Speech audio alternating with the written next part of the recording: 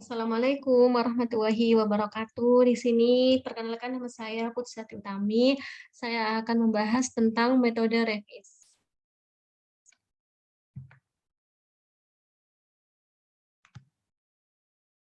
REVIS adalah metode analisa untuk mengevaluasi sustainability dari perikanan secara multidisipliner yang didasarkan pada teknik koordinasi atau menempatkan sesuatu pada urutan atribut yang terukur dengan multidimensional scaling.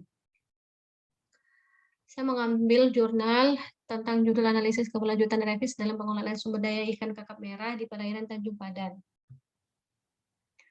Metode pengambilan contoh. Pengambilan contoh responden dilakukan dengan cara confidence sampling, di mana masing-masing alat tangkap diambil sebanyak 30 responden yang terdiri dari 25 orang nelayan sebagai pelaku utama dan 5 orang dari unsur pemerintah, baik dari staf perikanan maupun petugas pelabuhan perikanan. Untuk metode pengambilan datanya yaitu ada dua. Yang pertama yaitu data primer diambil dari wawancara. Yang kedua yaitu data sekunder dari laporan, jurnal, maupun hasil-hasil kajian dari berbagai instansi. Metode analisis data untuk mengetahui status keberlanjutan dari upaya pemanfaatan sumber daya ikan kakap merah di Tanjung Padan dilakukan analisis keberlanjutan terhadap kelima dimensi. Yang pertama yaitu ekologi, yang kedua ekonomi, yang ketiga teknologi, yang keempat sosial, dan yang kelima etik.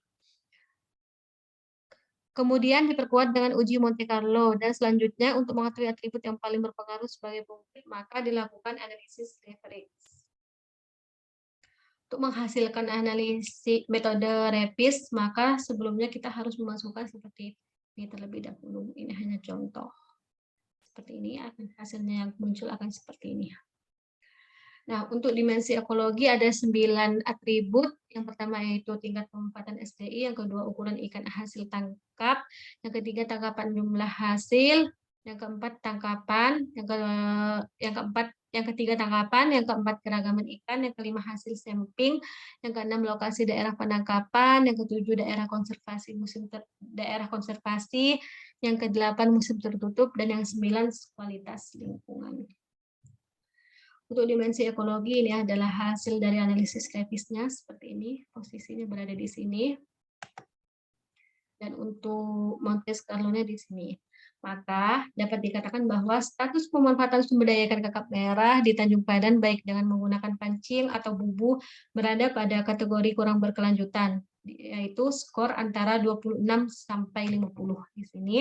Berdasarkan nilai skor secara ekologi, upaya pemanfaatan sumber daya ikan kakap merah dengan pancing sedikit lebih berkelanjutan dibandingkan alat tangkap bubu. Hal ini dapat dipahami karena dalam pengoperasian alat tangkap pancing lebih selektif, baik dalam hal keragaman maupun ukuran ikan yang tertangkap.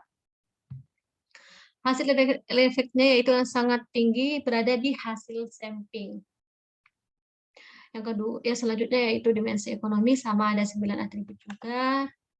Dan ini hasil REVIS-nya, yaitu di mana status pemanfaatan sumber daya ikan kakap merah di Tanjung Padan baik dengan menggunakan pancing maupun bubu berada pada kategori cukup berkelanjutan, yaitu antara 51 sampai 75. Dan secara ekonomi, alat tangkap bubu lebih sedikit baik dibandingkan alat tangkap pancing. Ini untuk Monte Carlo-nya. Dan selanjutnya yaitu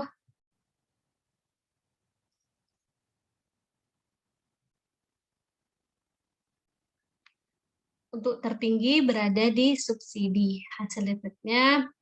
Dan untuk teknologi ada 9 juga atributnya. Ini hasil analisis REVIS-nya. Status pemanfaatan sumber daya ikan kakap merah di Tanjung Padan baik dengan menggunakan pancing maupun bubu berada pada kategori cukup berkelanjutan. Hasil efeknya yaitu paling tertinggi di ukuran kapal.